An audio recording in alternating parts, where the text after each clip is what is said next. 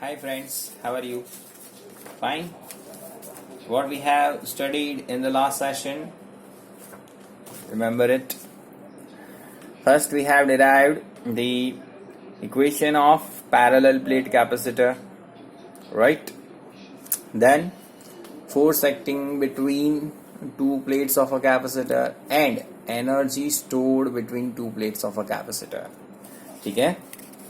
So parallel plate capacitor का equation क्या था? कैपेसिटेंस का C is equals to epsilon 0 by A. What is A? A is the area of the plate. What is D? D is the distance between two plates of a capacitor. Okay, and what is epsilon 0? If there is a vacuum, then it is the permittivity of the vacuum. Right? चलिए, उसके बाद अगर मैं capacitor की दो plate के बीच में जिसका डायइलेक्ट्रिक कांस्टेंट K है ऐसा कोई डायइलेक्ट्रिक रख देता हूं तो नया कैपेसिटेंस कितना होगा? So we can say that the new capacitance would becomes the K time of the older one, यानी नया कैपेसिटेंस K टाइम बढ़ जाएगा. ठीक है. उसके बाद what is the force acting between two plates of a capacitor? That is CV square upon 2D. क्या था? CV square upon 2D. And what is the energy stored between two plates of a capacitor? Potential energy, that is Q square upon 2C or 1 by 2 CV square. याद आया? Okay, चलिए. और energy density का formula क्या था? Energy density क्या थी? So that is energy or electrical energy stored per unit volume of the capacitor or between two plates of a capacitor is called energy density. And the equation was rho E is equals to 1 by 2 epsilon 0 E square. Okay? So that we have studied in the last session and that is very important. So that is why I have a refresh that idea which we have learned in the last session. Okay? चलिए आज आगे बढ़ते हैं और last session जो है capacitor का वो डिस्कस करते हैं. Combination of the capacitor. Okay, यानी कैपेसिटर को हम सीरीज कनेक्शन में लगा सकते हैं या पैरेलल कनेक्शन में लगा सकते हैं. अगर हम दो कैपेसिटर को सीरीज कनेक्शन में लगाते हैं तो उसका इक्विवेलेंट कैपेसिटेंस घट जाएगा कि बढ़ जाएगा? ओके, दोनों किस्सों में हमें देखना है. Okay, so first is series connection and second is parallel connection of the capacitor. Right, चलिए सबसे पहले हम सीरीज कनेक्शन देखते हैं. So as shown in figure, हमने दो कैपेसिटर लिए हैं जिसमें पहले का कैपेसिटेंस C1 है और दूसरे का C2 है. ओके, उसे हम बारी बारी यानी कि C1 कैपेसिटर की लेफ्ट साइड प्लेट को बैटरी के पॉजिटिव टर्मिनल के साथ और C2 कैपेसिटर की राइट प्लेट को हम क्या करेंगे? बैटरी के नेगेटिव टर्मिनल के साथ ज्वाइंट करेंगे और बीच में जितने भी कैपेसिटर है उनकी राइट लेफ्ट प्लेट को शॉर्ट करते जाएंगे या ज्वाइंट करते जाएंगे सीधे वायरों के साथ. So that will be called the series connection of the capacitor. पहले ये समझ में आना चाहिए कि कैसे बनेगा सीरीज कनेक्शन. ठीक है, as shown in the figure C1 and C2 is combined or connected in series connection. Okay, left plate of a capacitor C1 is connected to the positive terminal and right plate of the capacitor C2 is connected to the negative terminal of the battery. Okay, तो इसके पास कौन सा charge accumulate होगा? Positive terminal के साथ है तो positive और ये नेगेटिव टर्मिनल के साथ है तो वो नेगेटिव. ठीक है. Okay, now because of this connection now the right plate of a C1 become negatively charge and positively charge and so on.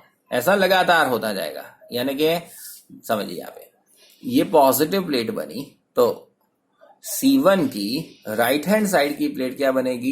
Negatively charge बनेगी. ओके, और C2 की लेफ्ट प्लेट क्या बनेगी? पॉजिटिवली चार्ज बनेगी. और उसमें और कैपेसिटर है तो लगातार पॉजिटिव के सामने नेगेटिव, नेगेटिव सामने पॉजिटिव, पॉजिटिव के सामने नेगेटिव, ऐसे लगातार चार्ज क्या होते जाएंगे, इंड्यूस होते जाएंगे, डेवलप होते जाएंगे.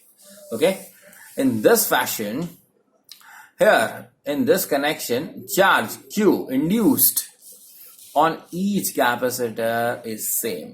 बहुत इंपॉर्टेंट जो चीज है वो ये है यहां पर कि हर एक प्लेट को जो चार्ज मिलेंगे या हर एक कैपेसिटर को चार्ज जो मिलेंगे सीरीज कनेक्शन में वो इक्वल ही मिलेंगे. बराबर, एक के पास Q1, एक के पास Q2, एक के पास Q3, ऐसा नहीं होगा. सबके पास चार्ज इक्वली बटेंगे. ठीक है, यानी कि मान लो इसके पास 2 कूलम चार्ज है तो इसके पास भी 2 कूलम भी होंगे, उस नेक्स्ट के पास 2 कूलम 2 कूलम 2 कूलम, ऐसे लगातार, बशर्ते सारे के सारे किस कनेक्शन में जुड़े हैं, सीरीज कनेक्शन में जुड़े हैं. ठीक है, okay. So on each capacitor the charge which is accumulated, induced, developed, you can say write anything, that is same, and sum of the net charge on the capacitor C1 and C2 which is flowing until it becomes zero, and there is no electrical field in the conductor or connecting the C1 and C2. okay, अब जो total potential drop होगा, मान लेते हैं कि इसको हमने 10 volt की बैटरी के साथ कनेक्ट किया है, तो इसका कैपेसिटेंस जितना होगा उसके अकॉर्डिंगली इसके पहले कैपेसिटर पर पोटेंशियल ड्रॉप होगा. मान लेते हैं यहाँ पे 6 वोल्ट ड्रॉप हुआ. ओके, और दूसरे में 4 वोल्ट ड्रॉप हुआ, तो टोटल क्या बनेगा, 10. टोटल 10 वोल्ट की बैटरी है तो 11 वोल्ट टोटल समेशन नहीं हो सकता, यानी कि the potential which is drop across the individual capacitor that can not be greater than the total potential applied. Okay, यानी कि हर एक कैपेसिटर पे जो पोटेंशियल ड्रॉप होगा वो इंडिविजुअल कैपेसिटर के अक्रॉस जितना पोटेंशियल ड्रॉप हुआ उसके समेशन जितना होगा. तो हमने क्या लिया है, यहाँ पे टोटल 2 कैपेसिटर लिए हैं, तो let it V1 potential C1 capacitor पर पोटेंशियल ड्रॉप शो करता है और V2 potential drop across the capacitor C2. So V1 plus V2 क्या हो जाएगा आपका, टोटल पोटेंशियल V. अब according to the definition V is equal to Q by C. ठीक है, तो पहला कैपेसिटेंस कितना है, C1, so Q by C1, और दूसरे के लिए Q by C2. Mind it out, here the charge developed, induced, divided into the each capacitor is same. So Q would be remain same. But V1 किसका है, C1 का है, और V2 किसका है, C2 का है. Right? चलिए, अब स्टैंडर्ड फॉर्मूला क्या है, V is equals to Q by C. तो यहाँ पे C क्या लेंगे हम, यहाँ पे रखते हैं time. Here the C is the equivalent capacitance of the series connection. यानी कि हमने जो सीरीज कनेक्शन लिया हुआ है उसका रिजल्टेंट कैपेसिटेंस हम क्या कहेंगे, C कहते हैं. ओके, तो प्लेस कर दीजिए V is equal to Q by C, V1 equal to Q upon C1 and V2 is equal to Q by C2. Q cut, so 1 upon C is equal to 1 upon C1 plus 1 upon C2. अगर ऐसे n capacitor जुड़े हुए हैं एक साथ series connection में, तो resultant capacitance 1 upon C is equal to 1 upon C1 plus 1 upon C2 up to 1 upon Cn. Okay, तो यहां पे क्या पता चलता है कि सीरीज कनेक्शन में कैपेसिटर को जॉइंट करने पर इक्विवेलेंट कैपेसिटेंस घटता है. ये याद रखना है ध्यान से. अगर आपको रिजल्टेंट कैपेसिटेंस रिड्यूस करना है तो आप क्या करते जाओगे, उसे सीरीज में कनेक्ट करते जाओगे. ठीक है, और उसका उल्टा, अगर आपको कैपेसिटेंस बढ़ाना है तो आप क्या करोगे, उतने कैपेसिटर पैरेलल में कनेक्ट करते जाओगे. ठीक है, कैसे चेक करते हैं. तो अब दूसरा हम क्या लेंगे, second theorem is the parallel connection of the capacitor. चलिए, तो पैरेलल कनेक्शन में हम as shown in the figure consider the two capacitor C1 and C2 is connected in parallel connection with a battery. चलिए, connection कैसे किया जाएगा समझना.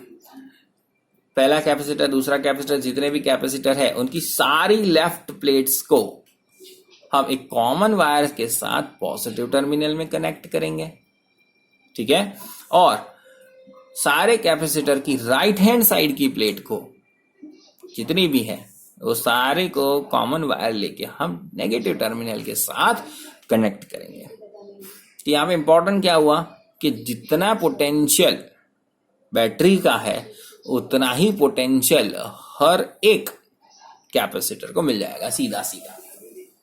जितना पोटेंशियल बैटरी का उतना पोटेंशियल कैपेसिटर का, जितना पोटेंशियल बैटरी का उतना पोटेंशियल कैपेसिटर का। कब? अगर सारे के सारे कैपेसिटर पैरेलल में जुड़े हैं। Okay, if all capacitors are connected in a parallel connection, then the potential drop or develop on each capacitor remains same. यानी कि if the voltage of the battery is 10 volt, then potential drop on each capacitor would be 10 volt. Okay, तो ऐसा कहाँ होता है? मैं live example दूं तो हमारे लाइट के जो कनेक्शन है होम अप्लायंसेस, हमें हर एक जगह 250 वोल्ट मिलते हैं, ठीक है। तो कैसे हो सकता है ये? अगर सारा का सारा कनेक्शन किस तरीके से किया जाए, सीरीज में कि पैरेलल में? 100% पैरेलल में। ओके, फंडामेंटल रिमेन सेम हर एक जगह इलेक्ट्रॉनिक्स में। Okay, idea would be different.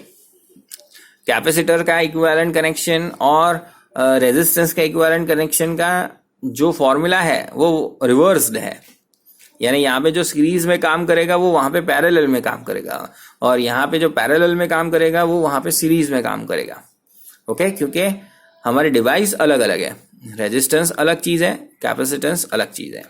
Okay, but आप सीरीज में कनेक्ट करो कि पैरेलल में कनेक्ट करो, बैटरी के साथ कनेक्शन देने पर जो फंडामेंटल है, कंसेप्ट है, that remains same. If you connect the resistance, transistors, capacitor or anything in parallel connection, then potential drop to the any device or any component would be always same.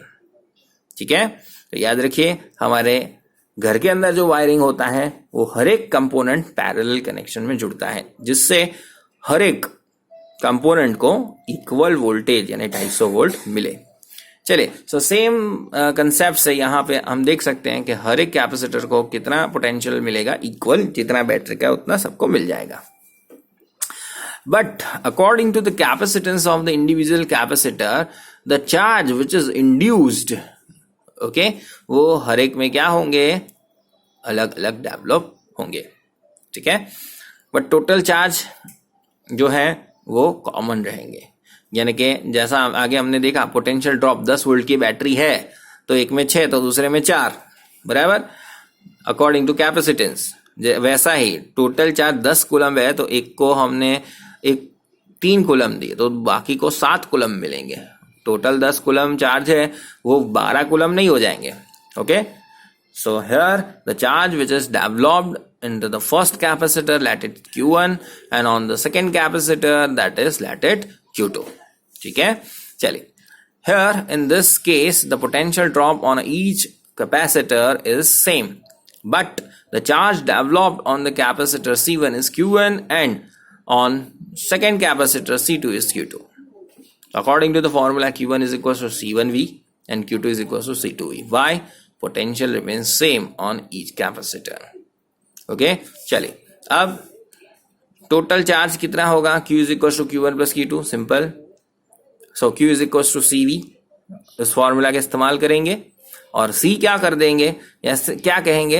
Here the C is the equivalent capacitance of a series connection, यानी कि ये जो common C है वो series connection का क्या है? Equivalent, ठीक है। So CV is equal to CV is equals to Q1 C1V, Q2 C2V.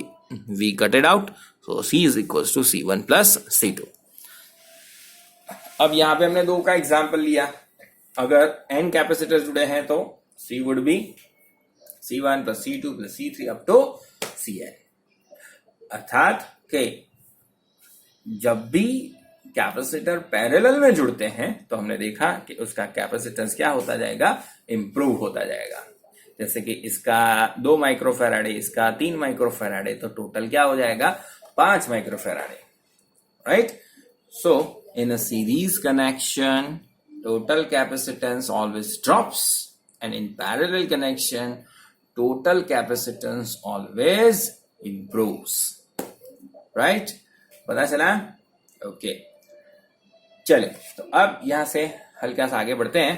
अब यहां से हम इलस्ट्रेशन स्टार्ट करते हैं, ठीक है, क्योंकि इलस्ट्रेशंस में एज यूजुअल थोड़े हार्ड न्यूमेरिकल्स हैं और एक्सरसाइज में क्वाइट इजी काइंड न्यूमेरिकल्स हैं। एमसीक्यू की प्रैक्टिस भी उसी के अंदर हो जाती है, ठीक है। चले तो हमारा पहला जो न्यूमेरिकल है इलस्ट्रेशन के फॉर्म में, उसका कुछ नंबर 2.10 है। तो a capacitor of a capacitance 900 picofarad pF, okay,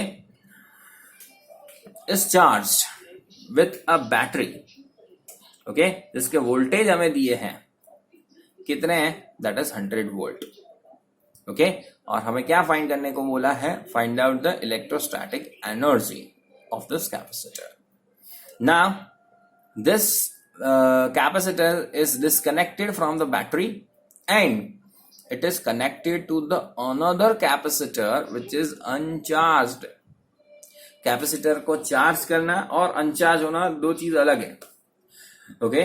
यानी कि कैपेसिटर की कैपेसिटेंस की वैल्यू फिक्स होती है, बट उसको चार्ज करना और अनचार्ज करना, यानी कि बैटरी से चार्ज किया जाता है तब चीजें अलग होती है, और अगर बैटरी से चार्ज नहीं करते हैं तो चीजें अलग होती है। चार्ज करने पर उसके पास कितनी एनर्जी हो जाती है वो हमें फाइंड करने को बोला है। दूसरे केस में क्या बोला है, in second case, if this capacitor is disconnected from the battery and connected to the another capacitor of the same capacitance 900 picofarad, then what would be the total energy of this combination? ठीक है, logic बहुत आसान है, very normal, okay, but समझना जरूरी है। चलिए तो सबसे पहले हम पोटेंशियल एनर्जी का इक्वेशन लगा देंगे। क्या है पोटेंशियल एनर्जी का equation, that U is equals to C1/2 CV²। अगर ये ना इस्तेमाल करना हो तो आप क्या इक्वेशन इस्तेमाल कर सकते हो, पोटेंशियल एनर्जी के दो फॉर्मूला हमने डिराइव किए हुए हैं और स्टार्टिंग में मैंने बताया, याद करो कौन सा है formula, that is U equals to Q²/2C। तो आपको क्या पहले फाइंड करना पड़ेगा, Q is equals to CV, ठीक है। सो C कितना दिया है, 900 पिकोफैराडे मल्टीप्लाई बाय V 100, जो आंसर आया वो आपका Q। अब Q²/2C करो तो भी पोटेंशियल एनर्जी आएगी आपकी, ठीक है। दूसरा तरीका, U is equal to 1/2 CV², तो 1/2 C 900 इंटू 10⁻⁻12 फैराडे कन्वर्ट कर दिया, पिको का 10⁻12 होता है, और V 100, सो दैट इज 100 का square, so that is would be 10⁻4, 4 - 12 -8 हो जाएगा, और 900 डिवाइडेड बाय 2 यानी 450, so 450 into 10⁻8 joule potential energy find की। क्या फाइंड की, पोटेंशियल एनर्जी, और एनर्जी का यूनिट क्या होता है, joule. So that is 450 into 10⁻8 joule, या फिर 4.5 into 10⁻6 joule, either one you can write out, okay. In the second case, what is going to happen, capacitor is plug out from the battery and connected to the second capacitor. So what would happen, potential drop to the half, charge will drop also to half, simply you can say the energy would also be half, ठीक है।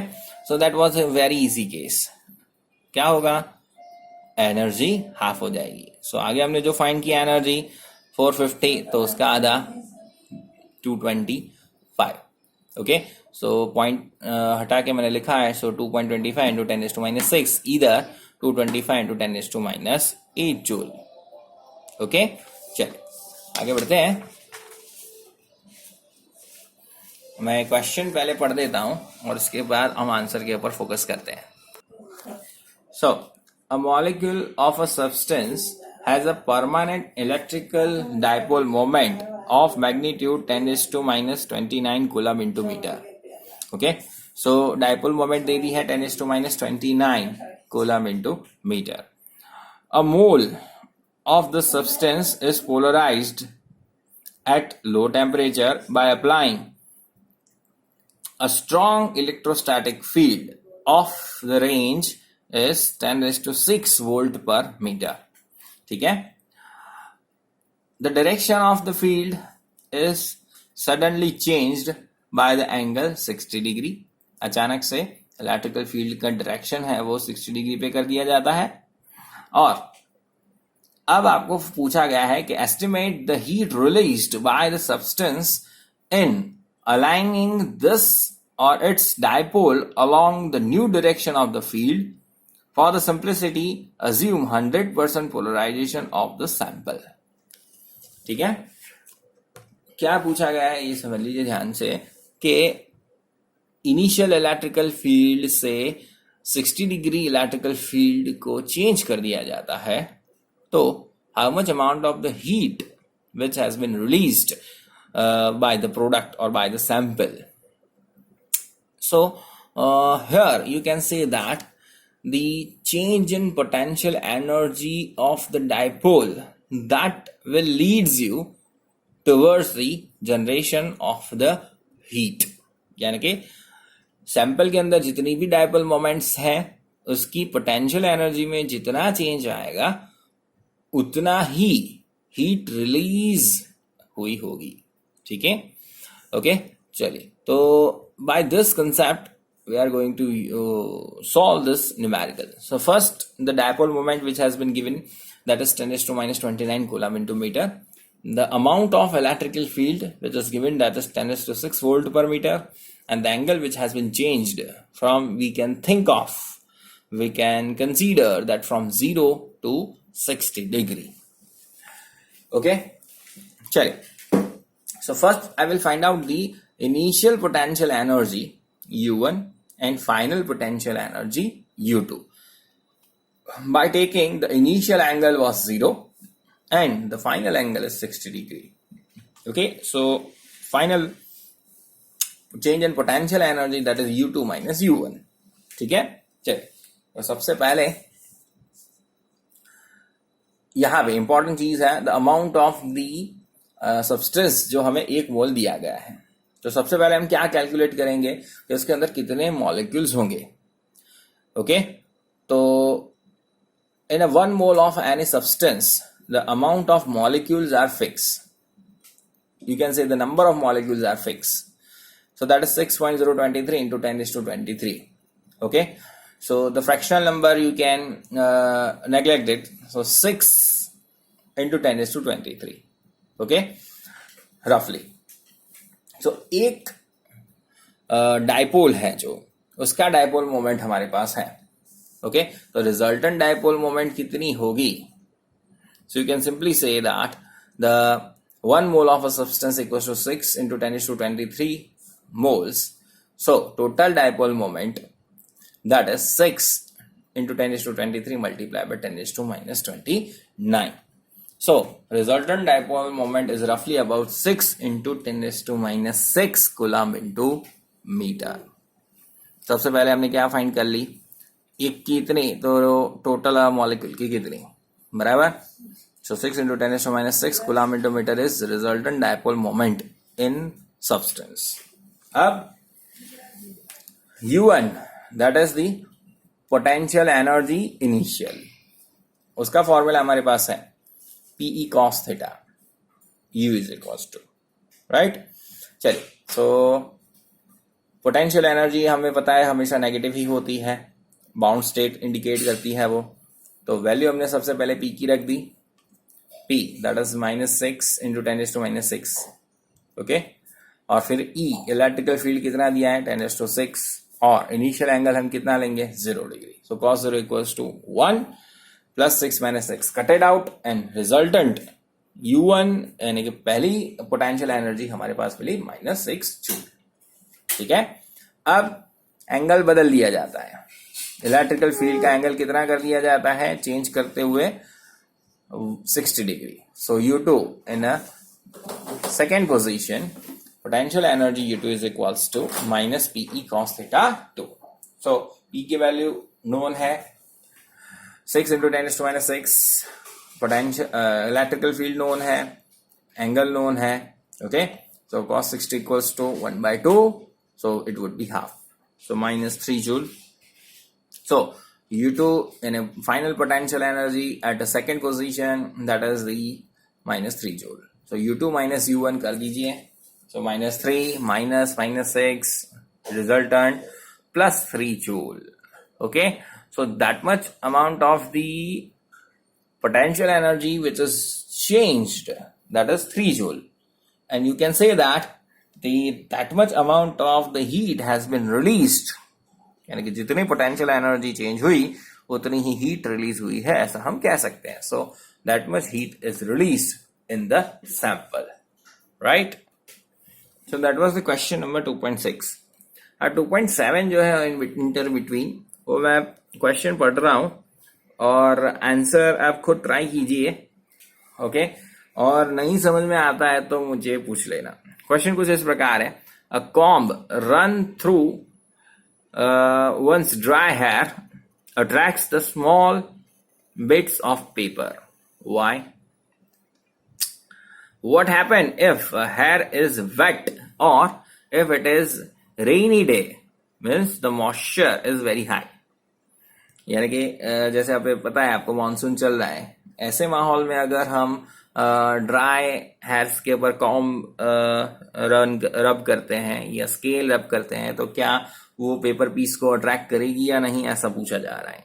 ठीक है, इसका discussion हम first chapter में already कर चुके हैं और फर्स्ट चैप्टर के इनिशियल पीरियड में मैं इसे समझा चुका हूं. आपको याद है या नहीं, टेस्ट कर लीजिए.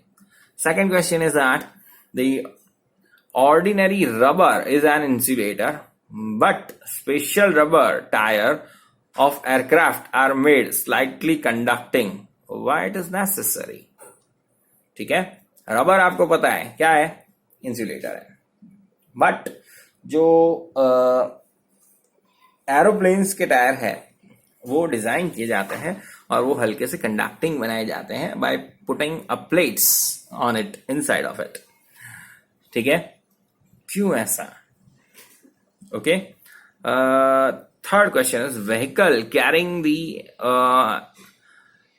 inflammable materials usually have the metallic ropes which is touching to the ground during the motion. वो भी हम डिस्कस कर चुके हैं. कहाँ डिस्कस किया था हमने? इलेक्ट्रोस्टैटिक शील्डिंग में मैंने आपको समझाया था कि जितने भी बड़े ट्रक्स होते हैं, ओके, तो उसका एक हल्का सा सेक्शन वहां से लटका कर जमीन पे मेटेलिक प्लेट से टच करवा दिया जाता है. जैसे क्या हो, by the rubbing action with the tier two the road, जितने भी चार्जेस ग्राउंड हुए हैं या बिकॉज ऑफ दैट फ्रिक्शन जो भी चार्ज बॉडी पे एक्यूमुलेट हुआ है वो सीधा सीधा कहाँ चला जाए, ग्राउंड में चला जाए. ओके, और क्या ना हो, स्पार्क डिस्चार्ज, यानी कि आपको हल्का सा झटका ना लगे पूरे के पूरे ट्रक को, और मान लो कि पेट्रोल या ऐसा कोई मटेरियल जा रहा है जो फ्लेमेबल है, तो उससे उसकी दुर्घटना होने के चांसेस बहुत बढ़ जाते हैं. Okay, so that is why it is a reason. And then a bird perches on a bare high power line and nothing happens to the bird. Men standing on the ground touch the same line and he get the fatal shock. यानी कि जितने भी birds हैं वो high intensity के cables हैं जो आप देखते होंगे हाईवेज पर या कहीं पे भी, वो उसके ऊपर बैठते हैं तो उसे कुछ नहीं होता है. ओके, बट अगर जमीन पे बैठा हुआ इंसान उसे टच कर ले तो वो शायद जिंदा रहे या ना रहे हम नहीं कह सकते. ठीक है, तो ऐसा क्यों होता है? Okay, so it is very simple reason that birds जो है वो हवा के अंदर है और उसका कनेक्शन कहीं पे भी ग्राउंड के साथ नहीं है तो उसके अंदर से करंट पास नहीं होता है. And as a person touches the ground, so the entire charge will be flow from the body to ground. ठीक है, यानी कि सारे के सारे चार्जेस जो तार के अंदर कंडक्टिंग वायर के अंदर जा रहे हैं वो अब आगे बढ़ने के बजाय आपके बॉडी के अंदर से ग्राउंड हो जाएंगे, because our body is a good conducting material. So now the charges are flowing from your body, okay, and we cannot tolerate that much amount of the potential difference, okay, and we get a fatal shock, right? But a bird which is on that wire, it is in air, it is not touched to the ground, okay, so it will not feel any kind of a shock, okay. So that is the reason. बाकी के जो examples हैं या फिर reasons जो cause किए गए हैं एग्जाम्पल नंबर 2.7 में वो आप खुद पढ़िए, और अगर नहीं समझ में आता है तो हम डिस्कस उसका करेंगे. ओके, सो आज का सेशन यही समाप्त करते हैं. Take care, bye bye.